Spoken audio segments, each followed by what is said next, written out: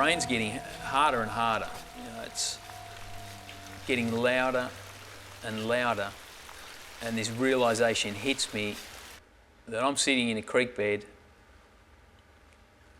and the water is starting to rise. It's not going to take too long at this rate for it to go over my head. Hinchinbrook is renowned in the hiking community as one of Australia's best-kept secrets. Accessible only by a single ferry that makes the crossing once a day. You know, when I go hiking, I don't go hiking usually to be with the crowd, so I took off on my own. It was a big sense of freedom, I suppose. I think the isolation is always a huge part of it for me. You know, I'm always out to try and get to those places where not everybody goes to.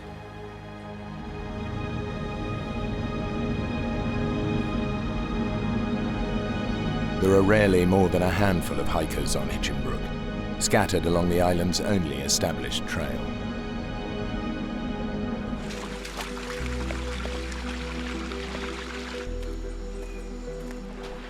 Eventually got towards the end of the day and got to Little Zoe Bay, and first thing I noticed is there's a guy sitting down on the beach wearing a bandana basically, sketching the scene out on the ocean, and I remember thinking, wow, that guy looks pretty chilled out. Hey, how you going? Hey. Got some friends in Townsville. They was talking about the Hinchinbrook, you know? What do you got there? It's the trail notes. Some trail notes for Mount Bowen. I was thinking to climb it, you know. Take a look. Yeah, take a look.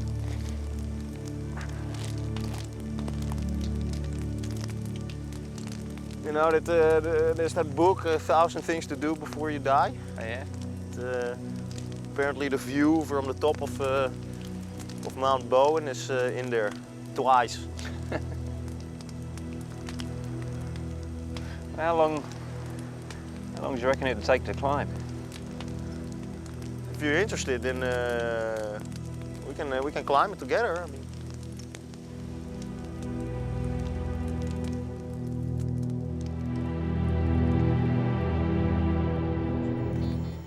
I straight away noticed that this is a guy who doesn't really dwell on about stuff. Let's get on with the job. That was the type of guy that Warren was. What do you reckon? I reckon we're in the wrong creek bed. I reckon you're right. I didn't feel like we were lost. I don't even know if I'd use the term geographically embarrassed. To me, it wasn't a huge deal. We're gonna lose the light, you know, soon. It's gonna get dark. We can't exactly camp here.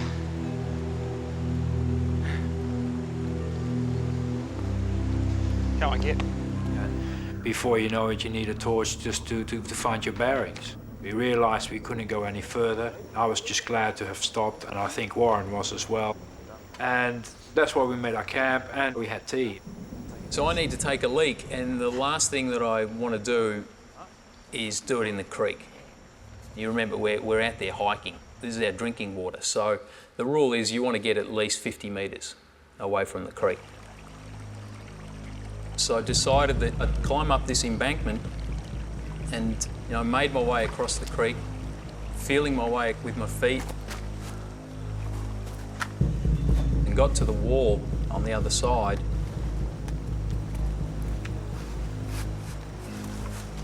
And got my foot up onto the rock.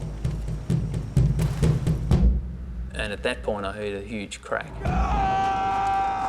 In a freak accident, Warren MacDonald is pinned under a chunk of granite weighing more than a ton. He has no idea how badly he's injured, only that he's trapped.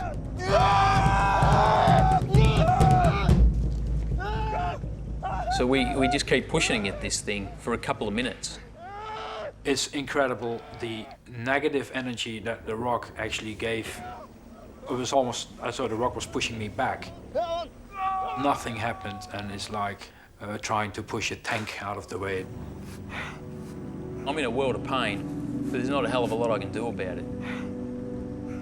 At some point, something kicks in, and I would almost describe it as some kind of primeval survival tactic.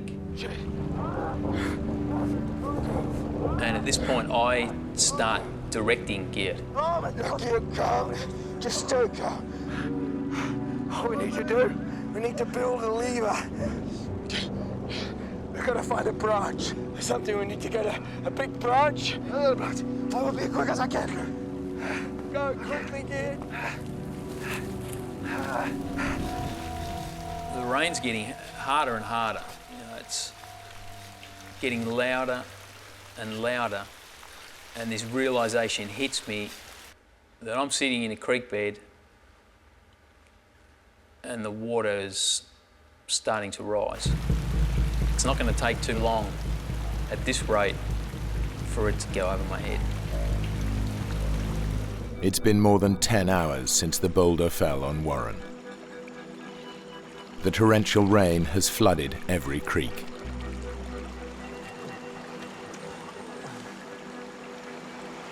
I'll see you soon.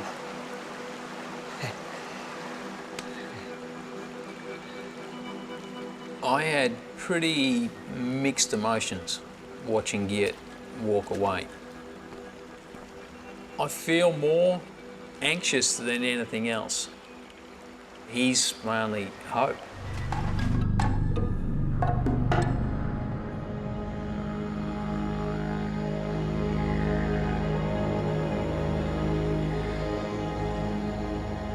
Everything is wet and high, and the incredible, enormous amount of vegetation.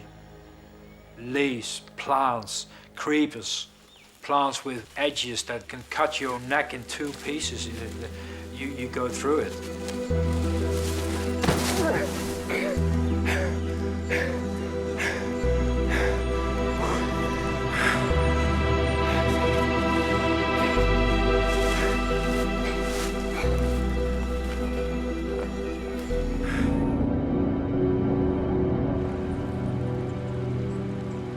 I found myself riding a roller coaster, is the best way to describe it, where at times I had to psych myself to such a point, it's just like, I'm getting through this. You know, I can do it. I'm coming out the other side, to taking this nosedive down into the depths of despair, in that's it. This is it. They're going to find you dead out here in a couple of days. And I found that I rode that.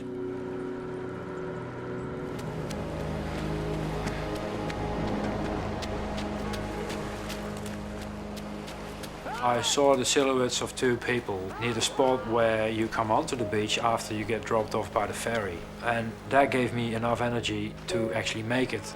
I had the feeling as though you see in Vietnam films when a veteran comes off the battlefield.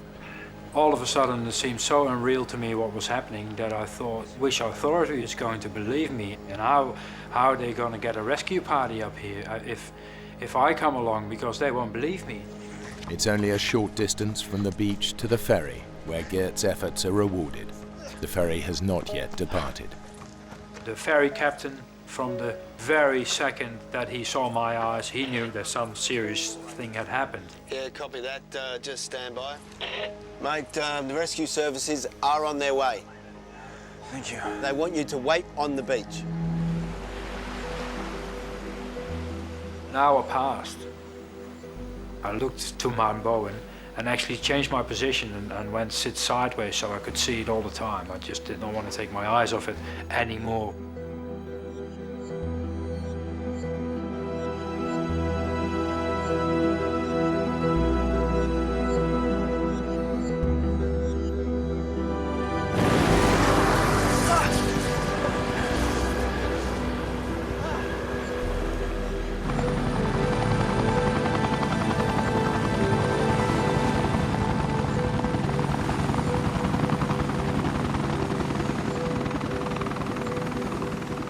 The doctor was very calm, looked at me and he said, he gave me a very friendly nod. Hi, we go up now, and where do you think that we can find him? Well, we went back. This is close.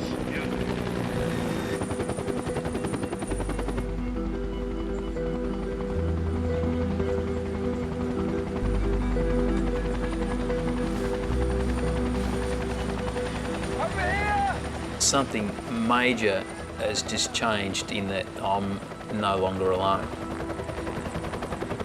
There! 10 o'clock, 300 meters! I don't see him, I don't see him! Helicopter's still one of my favourite sounds. I see his arm! I can see his arm, he's okay! We're gonna take you back to the beach. We're gonna drop you there, then we're gonna come get him. Okay? Okay. Right. And I felt really happy and warm. All my tiredness was gone for a few minutes. How long you been here? I don't know. I don't know. Now, are you allergic to any drugs? Like anything you can give me. Now, we got some equipment to take the boulder off, but it's going to be a slow process. You just hang in there, okay? Now, you hold this. Keep it under your arm, okay? Right, that's it. Keep the pressure on, otherwise you'll be losing fluid. I would say for the normal mortal man, I would have expected him to die, honestly. If not fairly immediately, perhaps when we were to remove the boulder, there's a chance that toxins from the necrotic tissue, his legs, would enter his circulation and just push him over the edge as far as acidosis and electrolyte imbalance is concerned. Quite the operation. It took about 2.5 hours for him to lift the rock off me. The helicopter rose and flew over Mount Bowen, and it was of a stunning beauty. And I could really absorb the beauty, and I had that sense back.